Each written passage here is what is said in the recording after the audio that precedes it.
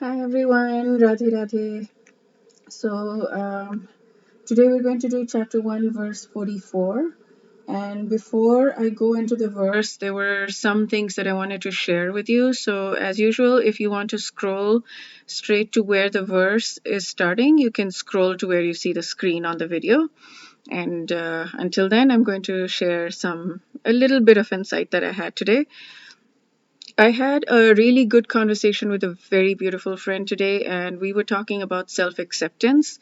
And it got me thinking. I mean, so self acceptance is a very vast topic, and we've talked about it many times. We've had a lot of conversations around that, and there was a nuance to it that felt like it went deeper for me, which I wanted to share with you.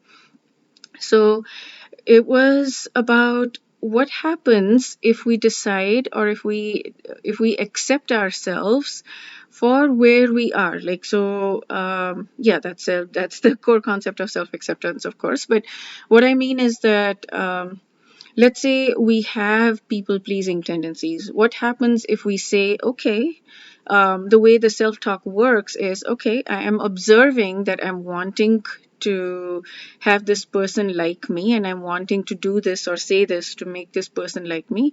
And that's okay. This is where I'm at right now. What happens if I don't try to change that or feel bad about it? What happens if I just accept it? Or what happens if I accept the fact that I don't feel like I'm very loving because I see somebody who is very, very loving, and I start to wonder, like, do I know how to love? Do I know what it is like? I think many of us go through this crisis.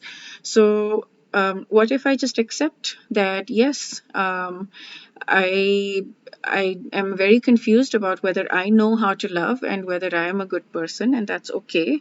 And the person who I'm talking to can decide on their own. Like the fear is that what if they find out the real truth about me?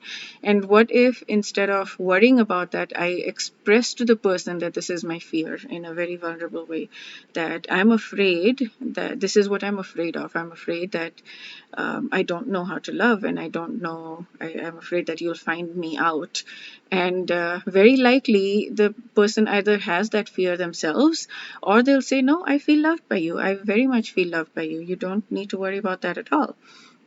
Or what happens if I accept myself for being angry or for being I don't know, outspoken, or for being whatever I am? What if I accept myself for, yeah, even the anger? Yeah, I accept myself for feeling this anger because there's so much judgment around it. We're not supposed to feel angry. We're not supposed to feel all of these emotions. We're supposed to be calm, and the more we grow, the calmer we are. So we should, all of those shoulds. Tony Robbins says that's right. Says that right.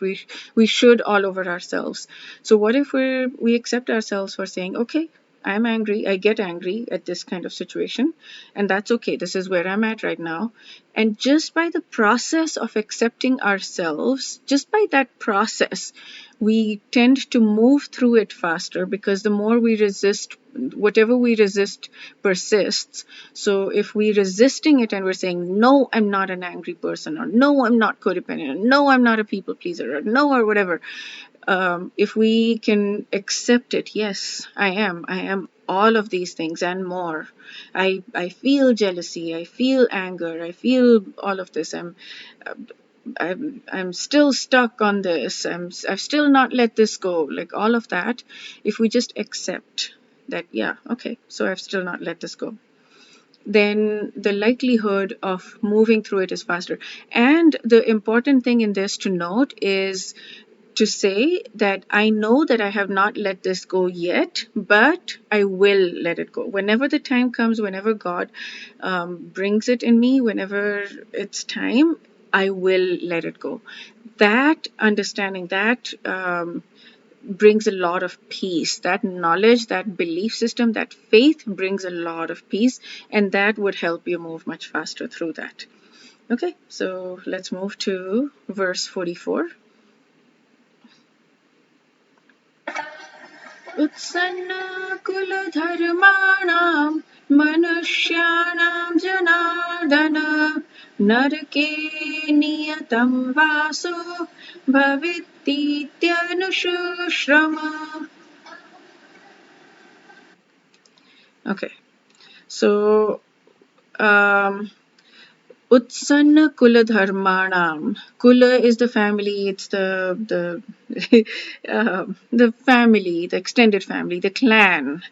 So dharmanam is dharma. Dharma, in my mind, the way I translate dharma after doing the first verse from Chaitanya Charan Prabhu's video, I really like that definition, which is not exactly a very clear, concise definition, but it works for me, is the right thing to do. So the family right things to do doesn't really fit here. So family traditions. So utsana, destroyed. So those whose family traditions are destroyed, or manusya is human beings. So human beings whose family traditions are destroyed. Janardhan, he is a name for for Krishna, is like he who looks after the public, who maintainer of people. Narke aneyatam vasaha. So in hell, indefinitely they dwell. So those human beings whose family traditions are destroyed, O Krishna, dwell indefinitely in hell. Um, Bhavad Vaso is dwelling, is living. Vas is living. Bhavati Yanushrama. Bhavat Bhavati is iti thus anushrama. I've heard from the learned that this is it. This is what it is. This is how it is.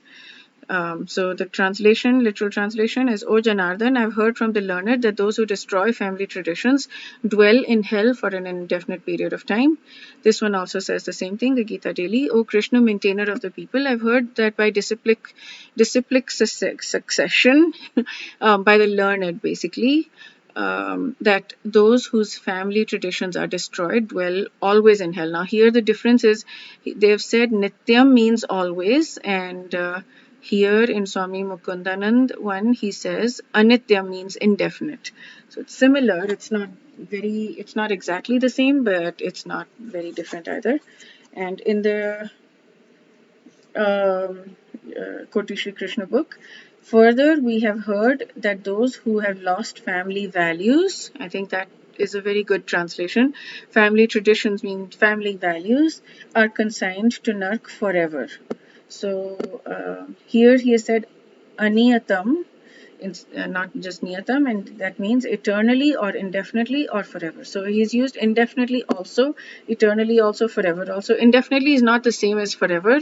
Indefinitely, yeah. So I don't know how you translate that, because he's here they're saying all three apply, eternally, indefinitely, and forever. So okay, so he's saying, I've heard from the learned that those who destroy family traditions or family values dwell in hell for an indefinite period of time. Okay, so we're going to do chapter 1, verse 45 tomorrow, and the chapter 1 is almost over. It only has 46 verses, so we're almost done with chapter 1. I'm very excited about getting into chapter 2, because that's where the more philosophical stuff starts, and it's going to be a few more. I mean, I've been listening to some lectures nowadays, and just one verse is a 1 hour lecture by someone, and it's just so beautiful to hear that and to understand. Like, it's going to be fun. It's going to take time and probably to learn, but it's going to be a lot of fun. Wish you all a very, very beautiful day. Radhe Radhe.